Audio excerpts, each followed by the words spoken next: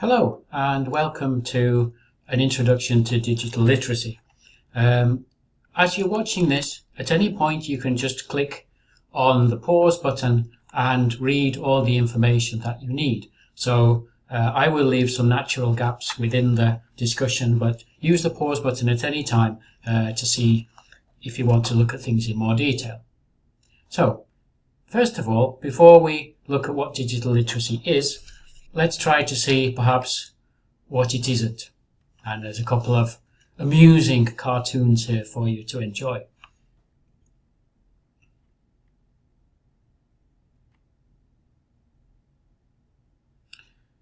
One of the biggest issues confronting the use of digital media has been that it's very easy to take analog materials that we've always used and put them into digital format and think that we're doing something new and different, when the reality is we're just changing the format in which the things are delivered. So the goal here is really to think about new ways of doing things. Let's have a look now, first of all, at what digital literacy is and how it's been defined. Before Glister in 1997, there had been mention of the term, but Glister was the very first one to come up with it in the kind of modern day meaning that we have. And just have a look now at the different definitions that he has given. I think what stands out here, apart from the ability to use digital sources, is the ability to know when not to use them. So here we're not talking about how wonderful digital issues are, but rather an overall ability to analyse by students the literacy needs that they have within the digital age. Here we also see some fairly traditional skills.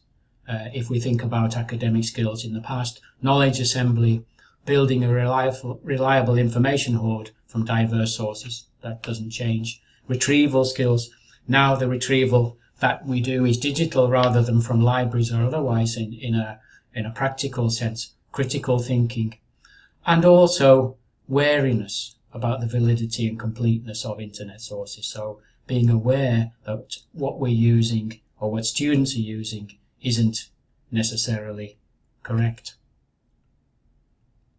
And here we see a few more of the things which came up in Glister's 1997 book.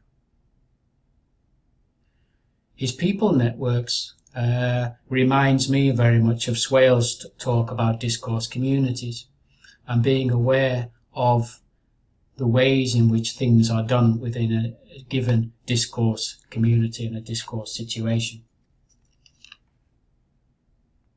So, what does this actually mean for our students?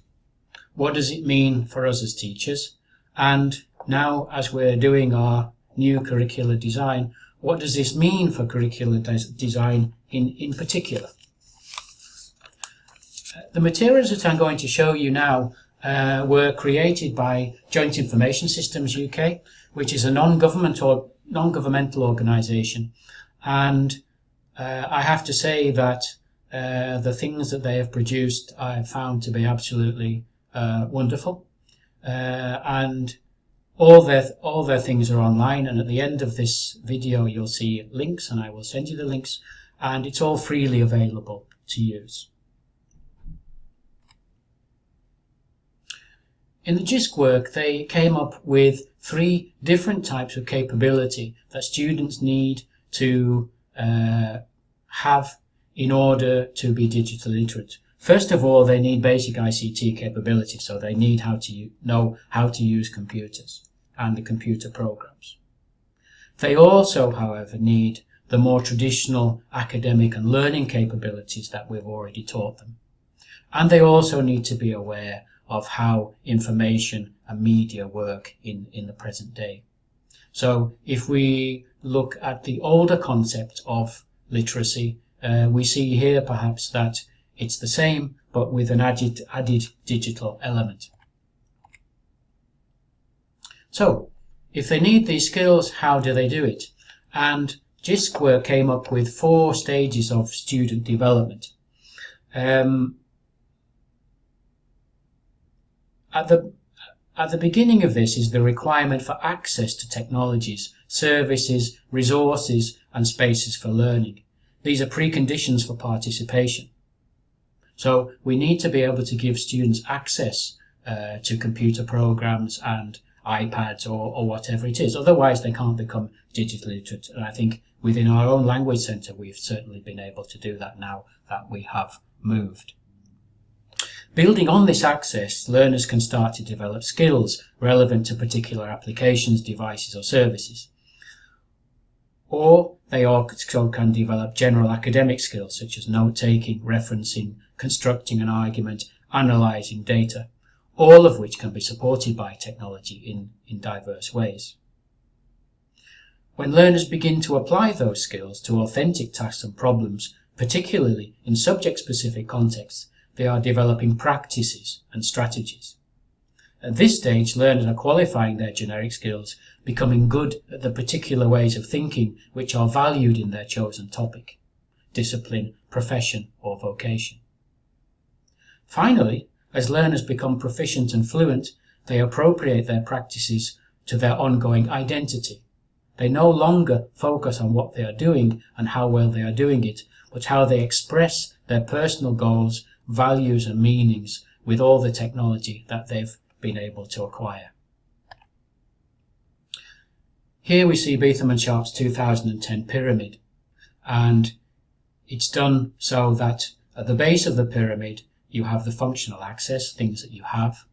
Then you develop the skills that you can do something. Then you have the situated practices, so how you use things in real life, things that you do. And finally, all of these things create the student identity, things that I am.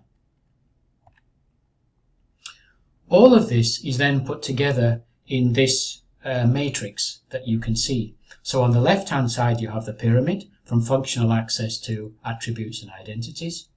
And then you have across the board the ICT capabilities, the information and media capabilities, and the learning and thinking capabilities. And across of that, you have what you have access to, what they can do, and what you can choose. And if you pause for a while and have a look at this from the learner perspective.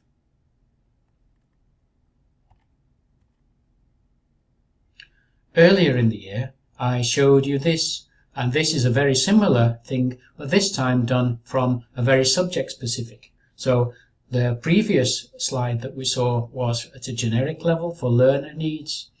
This one we see of the digital literary needs of students in the Faculty of Science. And we have these for 4 different faculty areas. So if students need to do all these things, what does this mean for us as teachers? Please just take a moment and pause and have a read of this. The basic message behind this really is that we cannot expect our students to be digitally literate if we are not ourselves. And here, as educators, our goal is to be able to think critically about why, how, and when technology supplements learning and teaching, and indeed when it does not.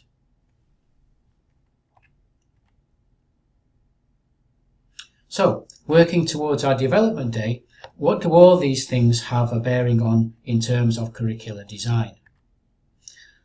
I will be sending you a copy of this in good time, and the aim of the first part of our development day is to work through these questions for curricular teams. I will possibly modify some of the questions here, but this gives you a very good idea of the kinds of questions that we should be asking ourselves as teachers as to how digital literacy will be shown explicitly within the curricular design.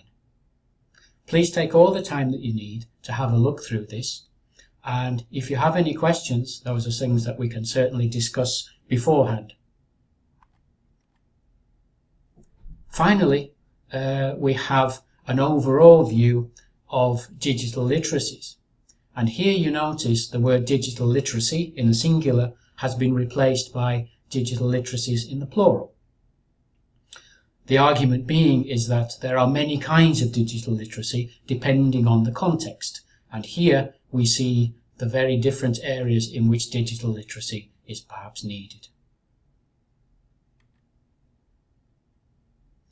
I will be sending you a copy of this PowerPoint presentation, and at the end here I have placed for you information and links, many of which to the Digital Literacy Project from JISC, but also YouTube videos and useful information that you may need when you are working together in your teams. So, thank you very much and enjoy.